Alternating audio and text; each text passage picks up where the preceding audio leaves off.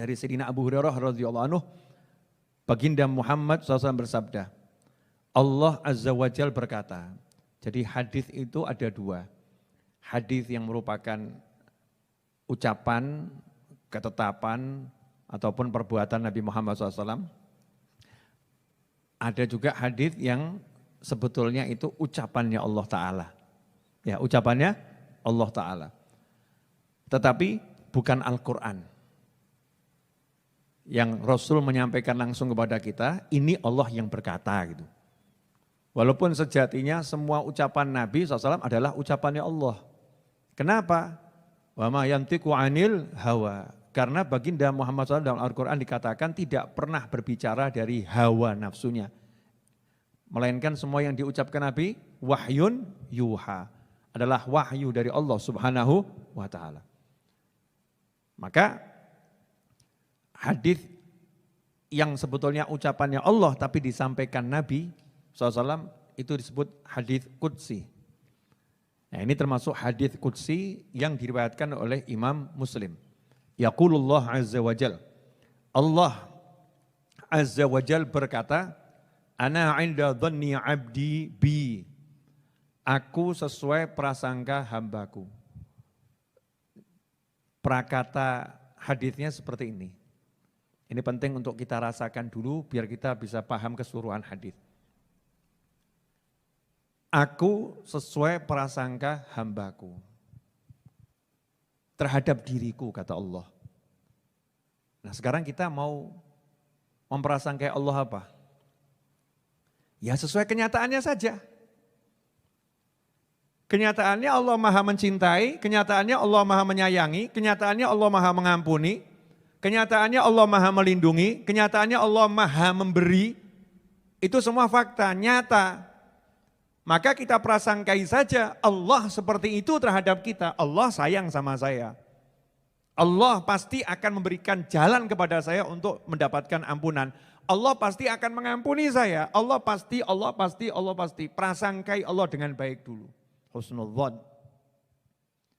Jangan prasangkai Allah dengan buruk, negatif. Saya umur 46 tahun, alhamdulillah semoga umur saya lebih panjang dari umur antum semua, amin. Dan umur antum lebih panjang dari umur saya, amin. Bingung ya? Umur saya lebih panjang dari antum, umur antum lebih panjang dari saya. Nah, terus yang panjang umurnya siapa? Nah, itu maksudnya semangat untuk minta umur panjang untuk semuanya. Ya. Umur 46 tahun, kenapa saya bilang Habib Novel tidak terima curhat? Lewat pesan model apapun, mau lewat WhatsApp maupun ketemu langsung, tidak terima curhat. Kecuali orang nanya permasalahan, solusinya bagaimana, boleh nggak pakai curhat. Curhat kan baperan ya. Ustaz, nah itu curhat. Kiai, Habib, bagaimana ini? Itu curhat. Kalau orang mau nanya itu nyantai. Ustaz, ya kemarin saya dipecat dari kantor, sekarang saya bagusnya bagaimana? Nyantai, itu namanya nanya. Gak pakai bawa-bawa perasaan gitu ya. Seperti manusia gak punya perasaan gitu. Nyantai. Kalau nanya boleh, curhat, gak mau saya terima curhat. Karena kebiasaan buruk manusia sekarang ini keluh kesah. Keluh kesah. Kalau minta pendapat bagus, tapi kalau keluh kesah, Masya Allah. Paling gak disukai itu, berkeluh kesah. Setiap ada yang nanya sama saya, itu saya jawab, responnya itu macam-macam. Dan saya itu paling gak suka. Kalau ada orang saya kasih tahu, ngeyel. Ngeyelnya model begini loh. Misal datang satu orang, Habib saya sakit, tolong didoakan. Saya jawab, kamu sehat. Mestinya jawabannya apa? Amin. Betul ya?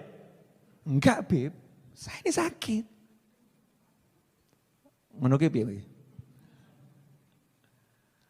Habib saya sakit, doakan. Kamu sehat. Mestinya jawabannya? Amin. Kiai saya sakit, tolong doakan. Jawabannya mestinya? Kalau kiainya bilang kamu sehat, jawabannya mestinya bilang apa? Amin. Kalau orangnya jawab bukan amin tapi Yai Habib, saya ini sakit beneran. Ini maksudnya mau minta doa atau mau curhat? Curhat, ya. Dan dia sudah berpikir negatif. Bahwasanya dirinya ini gak akan sembuh. Penyakitnya susah disembuhkan. Jadi jawaban seorang Habib, kiai, ulama, atau teman-teman yang mengatakan kamu sehat, dianggap ini omong kosong yang gak ada manfaatnya gitu loh. Ini namanya prasangka buruk kepada Allah Subhanahu wa ta'ala. Wah ini banyak ini. Ada satu orang datang. Habib, saya ini punya masalah besar. Saya jawab, insya Allah enggak ada masalah. Ada Bib, ada. Kiwara sabor lagi. Dijak mikir enak kok. Saya itu mau memperbaiki dulu pola pikir orang-orang yang berinteraksi dengan saya. Jangan pernah kamu berpola pikir bahwasannya kamu punya masalah. Kalau pola pikirnya gitu terus, berarti zonmu ya begitu. Prasangkamu saya dalam masalah. Ya enggak selesai-selesai. Saya doakan kamu dapat punya rumah yang besar. Jawabannya, ngontrak aja enggak bisa kok Bib. Rumah besar. Ini model begini nyebelin enggak nih ya?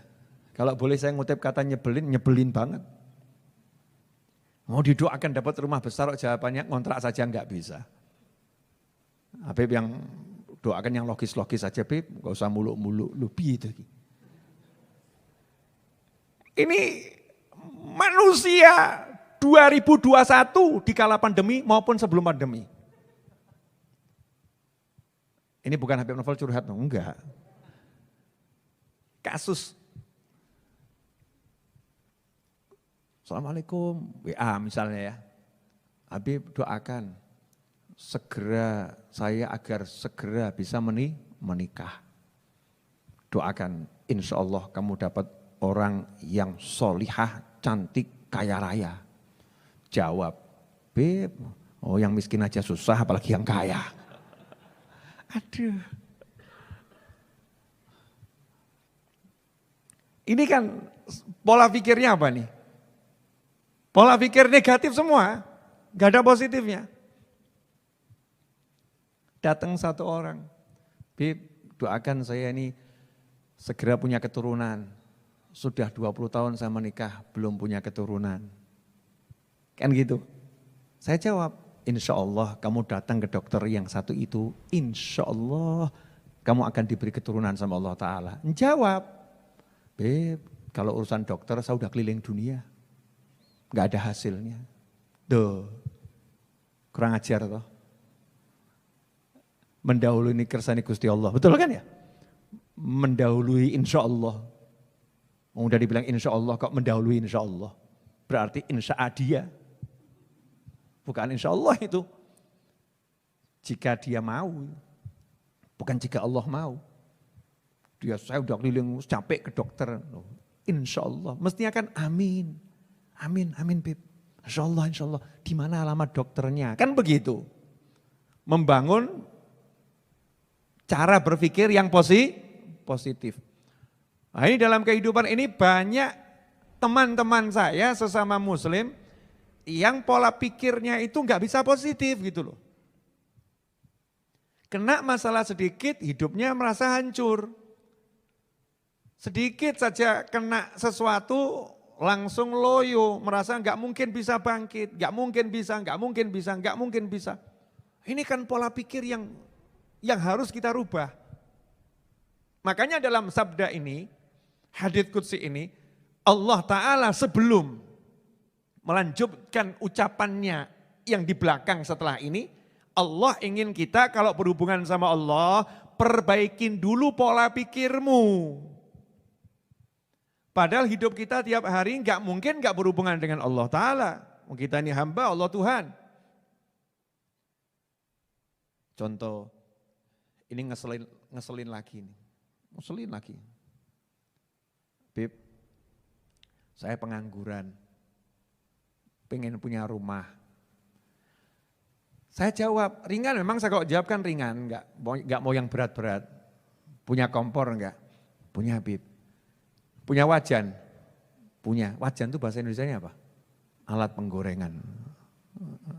Ya, cawan, ya bukan juga itu. Cawan wadah, bejana. Wajan juga ya? Iya, dari bahasa Jawa di Indonesia kan gitu. Kan asalnya Jawa wajan gitu kan. Wajan, punya.